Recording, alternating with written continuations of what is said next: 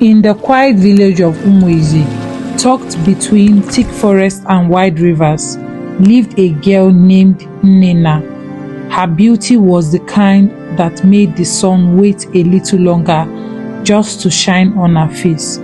People said her skin glowed like palm oil under the morning light, and her eyes held the calm of a river water at dusk. But Nnenna didn't think much of her beauty. She spent her days helping her mother in the market and washing yam stains off her hands at the stream. One evening, as she fetched water, she saw something strange in the stream's reflection, a second face beside hers. It was her face, but not really. The reflection smiled before she did and blinked twice when she didn't blink at all. She dropped her calabash and ran home, her heart beating like the talking drum during a festival. Her mother said she was just tired, but Nnenna knew something was not right. From that night, the mirror of the stream stopped showing only what was in front of it. It showed something was coming. The next market day, a tall stranger entered Umueze. He wore a deep blue wrapper, and his walking stick had a snake carved into it. He greeted no one but walked straight to Nnenna's store. His voice was smooth like oil, but cold like harmattan wind. "Your beauty," he said, "has traveled farther than you have. I have come for it." Nnenna laughed nervously, thinking it was a joke, but her hands trembled. That night, the mirror stream showed her the stranger again, standing over her while she slept. He whispered words she couldn't hear. When she turned to look, his eyes glowed like hot coal, but his body cast no shadow. Nnenna told her mother, who quickly called the village priest. "This is not a man," the priest said. "It is a being that takes beauty and leaves emptiness." But the village had seen no evil yet. Many were too drunk on the stranger's wealth. He gave gifts that turned into gold. Only Nnenna watched her reflection, now dimmer than it used to be. Just when Nnenna thought the world had turned dark, she met Obinna, a hunter from the next village.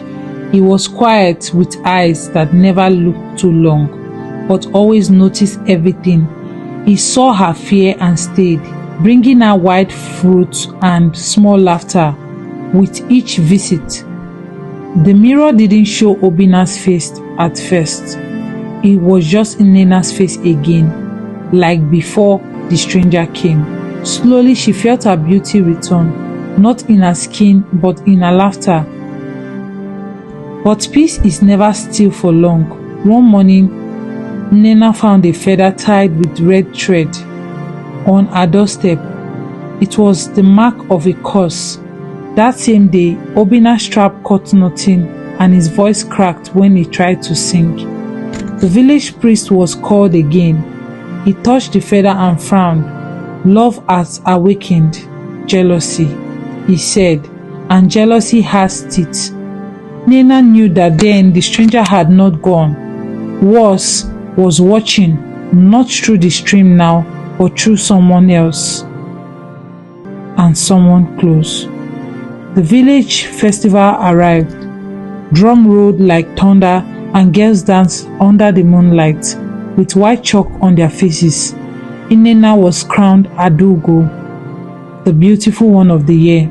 As she danced, Obinna smiled proudly, but the stranger stood far off, staring like a lizard waiting for rain.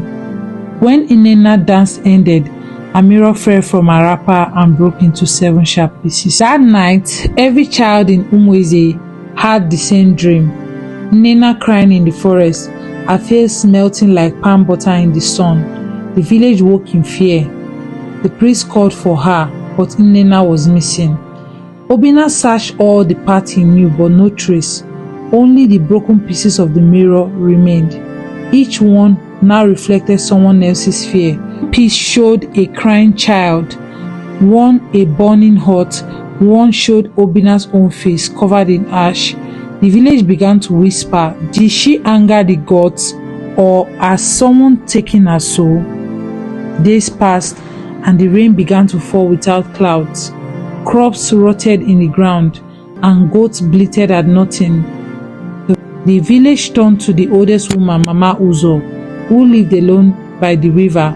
She had lived longer than anyone and was said to have once turned python into smoke. She listened to the tale and nodded slowly. "She is not gone," Mama Uzo said. "She is caught between mirrors.